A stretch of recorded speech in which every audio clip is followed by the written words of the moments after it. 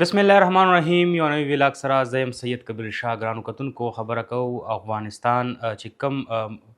غیر قانوني افغان کډوال دي ټوټل ډیټا چې کوم دی نو هغه مخې ته راغلی ده او هغه چې کوم صرف د سوات ډیټا ده هغه به زه تاسو سره شریک کوم. په هغې کې چې کوم دی نو 371 چې کوم دی نو اوورال غیر قانوني افغان چې کوم دي هغه په سوات کې میشته وو. په دې کې چې کوم دی نو ټوټل 282 چې کوم دی نو هغه خاندان وو. په دې کې بیا انتظامی دې له مخکې هم ډیډلاین ورکړلی شو، بیا پکې د اوو ورځو ټایم چې کوم دی هغه ورکړلی شو، ورته ویلي وو باقاعده طور باندې چې تاسو خپل وطن ته واپسي وکړئ. خو د انتظامی له مخه چې کومه ډیټا موږ سره راغلی ده بیا پکې چې کوم دی نو 1705 چې کوم دی نو هغه غیر قانوني افغان چې کوم دی په سوات کې میشته وو، 143 خاندانونه وو. دې سره چې کوم ډسټرک جیل چې کوم دی سوات په کم کې چې 103 کسان چې کوم دی هغه په سوات جیل کې وو، هغه هم خپل وطن ته واپس لیږلی شوي دي.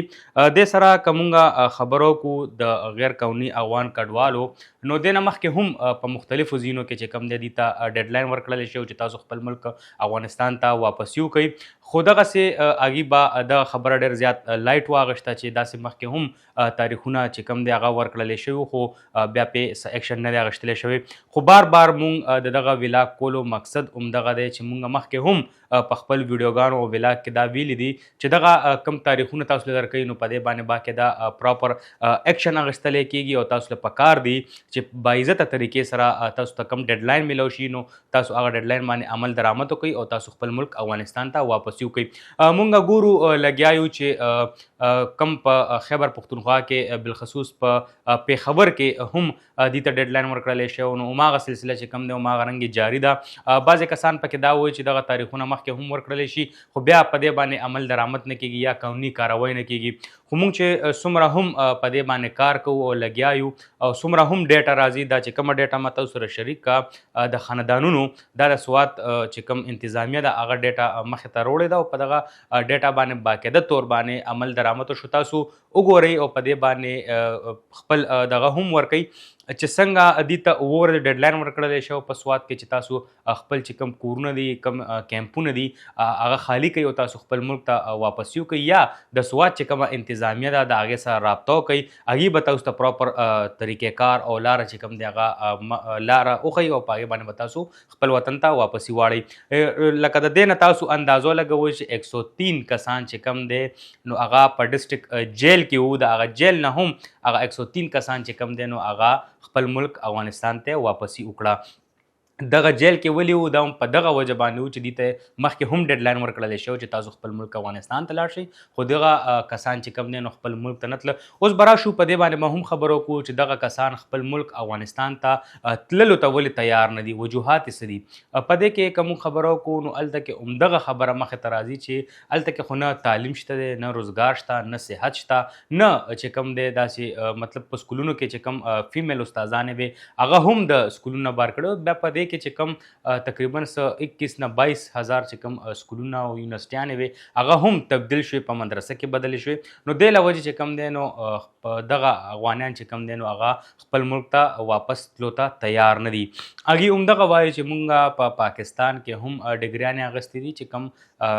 ډګري هولډرز دي نو هغې وایي چې مونږ به په دغه ډګریانو باندې خپل ملک کې څه کوو، لکه هلته کې خو روزګار هم نشته دی. خو دغسې قسمه خلک بیا زمونږ په ویلاګ باندې یا زمونږ په ویډیو باندې کمنټس کوي چې دغه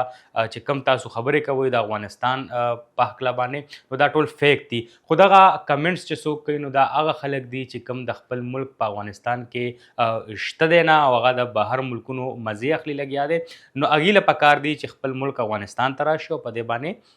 باقاعده طور باندې یو تفصیلي ویډیو جوړه کړي او زمونږ ته یا زمونږ چې کم صحافیان دي هغې ته مخې ته پیش کړي چې دغسې هېڅ قسمه چې کوم تاسو خبرې کوئ د افغانستان په هکله باندې نو دا نشته دی. نن نه څو ورځې مخکې پېښور های کورټ کې زما د ایډوکیټ سره خبرې کېدې. بار بار زموږ افغانیان وروڼه چې کوم دی هغه دغه یو خبره کوي که مونږ چې دی د پاکستاني فیمیل سره واده کړي نو پکار ده چې مونږ ته شریعت میلو شي او مونږ پاکستان کې ژوند وکړو. په دې باندې په زرګونو کیسونه چې کوم دی نو پېښور های کورټ کې شوي دي او باقاعده فیصلې پې هم مخې ته راغلي دي. خو څو ورځې مخکې ما سره هلته کې افغانۍ هم میلاو شو کوم چې د 400 نه واده کړی و هغه همدغه ویل چې یاره زما خو دلته کې تقریبا پلار نیکه دا ټول په پاکستان کې ژوند کړی دی او تقریبا 50-60 کالو راسره موږ دلته پاتې کیږو او زما واده هم په 400 کې شوی دی په کار خو دغه ده چې ماته د شریعت میلاو شي هغه هم های کورټ ته راغلی خو دې سره یو خبره هغه هم وکړه چې دغه سوال پې ما وکړو چې یاره تاسو خپل ملک افغانستان ته ولې نه ځئ په کار ده چې تاسو خپل ملک آباد کړئ او خپل ملک افغانستان ته لاړ شئ نو دې کې به ډېره زیات مطلب ستاسو ملک کې به هم یو دغه راشي او ستاسو ملک به هم آباد شي او خپل ملک په خپلو کسانو باندې آبادیږي نو په کار ده چې تاسو لاړ شئ نو هغې هم دغه خبره وکړه چې هلته کې څه شته دی نه که چیرې موږ لاړ شو دلته کې خو بیا هم مونږ خپل مطلب د سبزی ریړی ولګو یا داسې نور ټکه ټوکه روزګار وکړو هلته کې دغسې څه شته دی چې موږ لاړ شو نو بیا دغه خبره ما هغه ته مخې ته کېښوده چې یاره ستاسو چې کوم افغانیان وروڼه دي زمونږ هم وروڼه دي خو هغوی زمونږ په ویډیو باندې دغه کمنټس کوي چې یاره هلته کې خو هر څه شته دی دا تاسو فیک چلوئ نو هغه هم دغه خبره وکړه چې دا هغه کسان دي چې کوم د خپل ملک افغانستان نه په کلونو کلونو بهر دی او بهر ملک کې ناست دي او هغوی د پاونډونو سره لوبې کوي او هغوی دغه کمنټس کوي په کار ده چې هغوی بهر ملکونه پرېږدي پاونډونه پرېږدي او خپل ملک افغانستان ته راشي او په خپل ملک افغانستان باندې توجه ورکړي نو هغوی ته به پته ولګي چې زموږ په افغانستان ملک کې څه روان دي نو دغه تازه ترین چې کوم اپډیټس وو که هغه د غیر قانوني افغان کډوالو حوالې سره یا دغه افغانستان حوالې سره هغه موږ تاسو سره شریک کړه په کار خو دغه ده که هغه افغانۍ دی او که هغه پاکستانۍ دی موږ له هیڅ قسمه دغسې الفاظ نه دي استعمالول پکار چې موږ په یو ملک باندې یا د ملک په هغه انتظامیې باندې یو غلط خبر وچلو او غلط خبر مخې ته راوړو خلکو ته خور کو شته دی سوشل میډیا باندې داسې هم کسان شته دی چې هغوی فیک خبر چلی د خپل ویورشپ دپاره هغوی فیک خبر چلی چې زما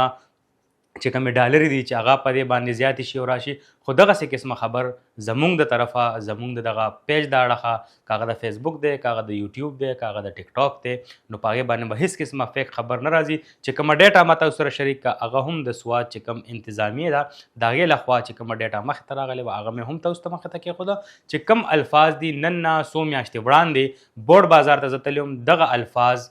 دغه چې کومې خبرې ما وکړې چې په افغانستان کې دا شي نه نشته دی نو دا د بورډ چې کوم ستاسو افغانیان وروڼه دي په هغې کې مشران چې هغه تقریبا عمرونه 40 پلس دي هغوی دغه خبرې کړي دي چې په افغانستان کې څه نشته دی نن نه 3 میاشتې مخکې تاسو په دغه یوټیوب چې کوم چینل دی په هغې کې لاړ شي تاسو زړې ویډیوګانې وګورئ په هغې کې به تاسو ته دا هر څه مخې ته راشي دا زمونږ الفاظ نه دي دا زمونږ چې کوم خبرې دي دا مونږ د عوامو خبرې روچتو چې کوم د افغان وروڼو خبرې دي نو هغه مونږ مخې ته تاسو ته ږدو بیا تاسو په دې باندې کوم کمنټس کوئ نو تاسو له پکار ده چې تاسو د خپل افغاني وروڼو چې کوم هغه فریاد دی هغه واورئ او د هغه سره ودرېږئ او هغه سره ملاتړ چې کوم دی نو هغه وکړئ دا زمونږ نانی ولاګ در بل ولاګ پورې مال او زما ټیم له راکې اجازت د لوی الله په امان